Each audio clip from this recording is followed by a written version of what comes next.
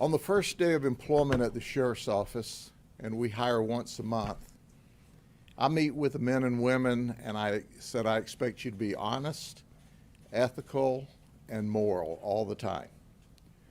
I expect you to treat people like you'd want your mother treated, and if you do that, you'll have a wonderful career here. Well, howdy, y'all. Unky T here.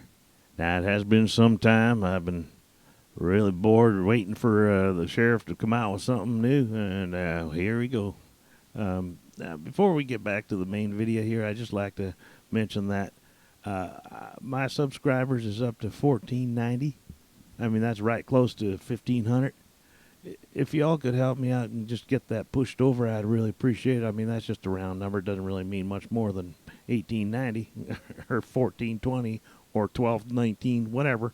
I'm just saying, it's just a nice figure, and I might, I get it going a little bit bigger. I just might make more than, $7 a month.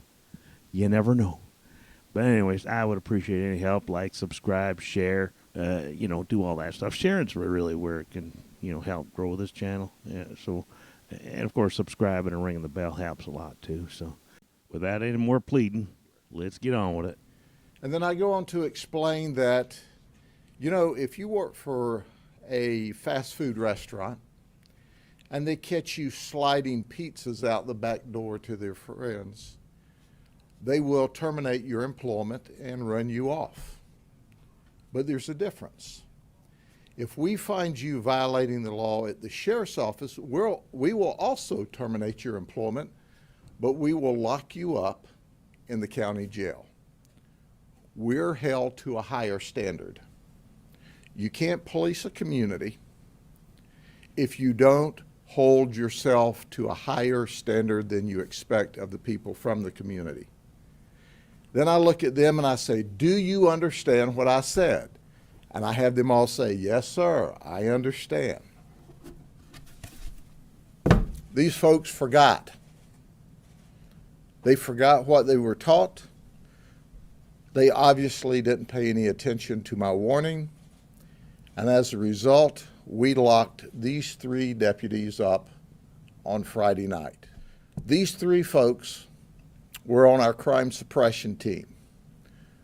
We were receiving complaints and actually fears of gang activity and narcotics activity in a community, and they were sent there to try to keep the community safe, stop the narcotics dealing, and as a result, break up the gang activity.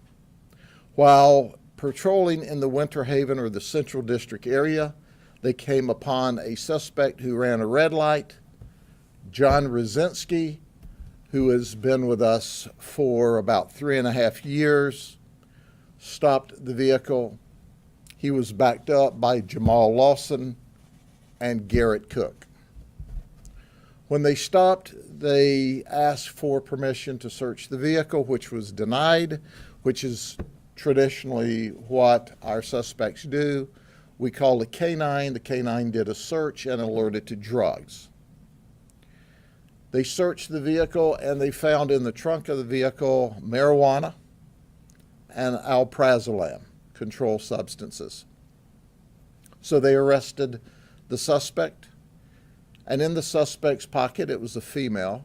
She had more marijuana in small quantities and $723.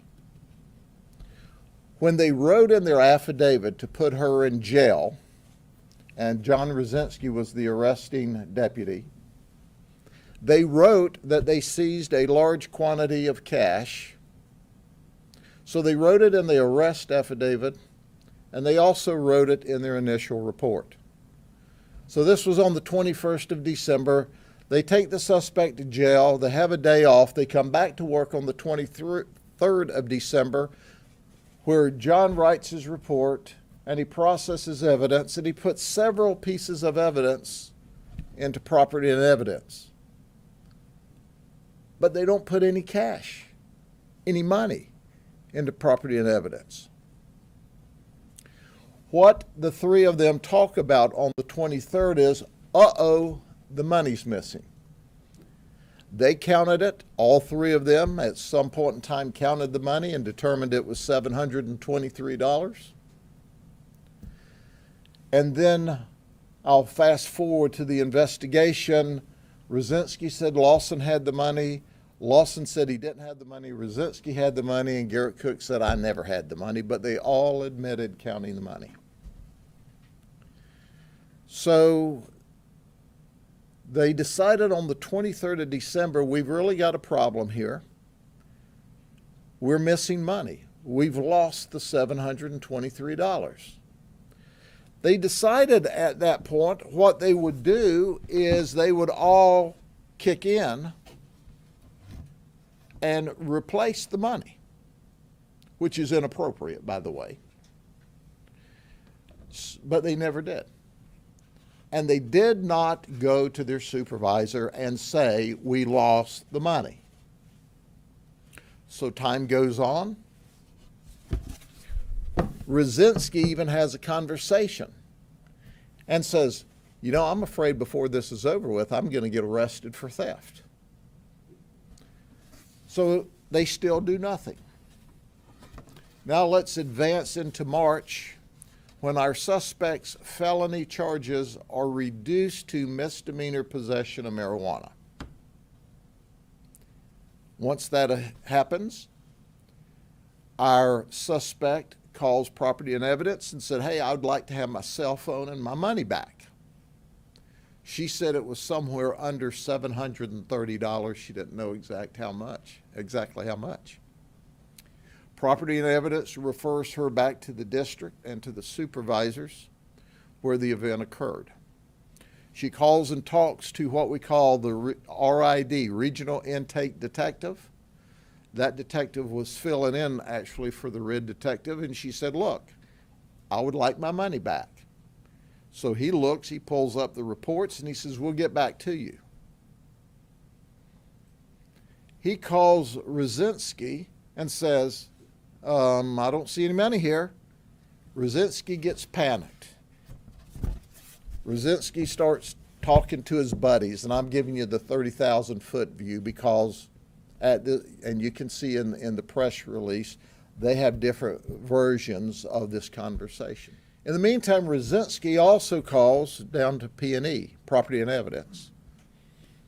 The Property and Evidence lady goes, no, there's no mention of any money in any of that property and evidence that was seized and ultimately we have. But the Property and Evidence lady went forward and searched all around to see if maybe a piece of evidence got logged by mistake under the wrong case number, and she found none.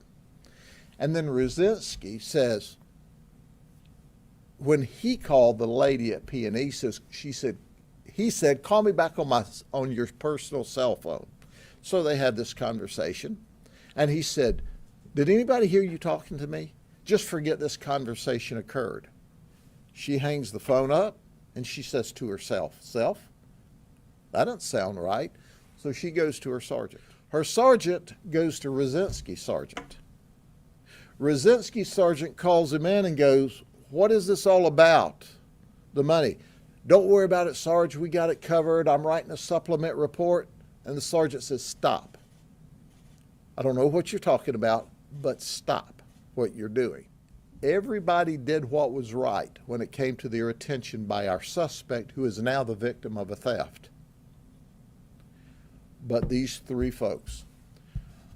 So our Rosinski sergeant gets with his supervision. We start a criminal investigation immediately. This all happens from last Monday. Last Monday's when the lady made the initial request for her money back. We do an investigation, and our detectives and supervisors are simply the very best, did what they were supposed to do. When they saw something that wasn't right, they immediately investigated. And within 5 days of this being first brought to our attention and us sorting through and talking to the supervisors and the P&E and completing an investigation, on Friday night, we locked all three of these deputies up. Now, I can tell you I've been with the sheriff's office my entire adult life. And from memory, I can only remember 2 other occasions in almost 50 years where we've arrested more than 1 deputy at a time, and both of those occasions were back in the 1970s. This is the first time ever that we criminally charged 3 deputies, and it wasn't just for the event, it was for the cover-up. They attempted a cover-up, and they all 3 committed criminal charges or criminal violation of Florida statutes.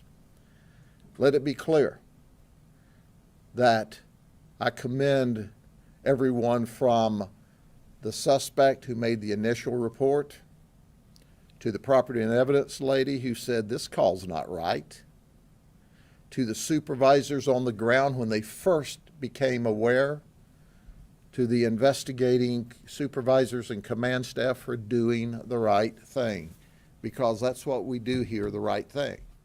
If this group of people had done the right thing, we would have done the right thing.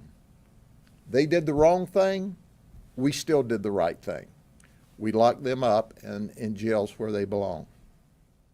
Well, there you go, my friends. Just goes to show you, there's people you can't trust no matter where they're at.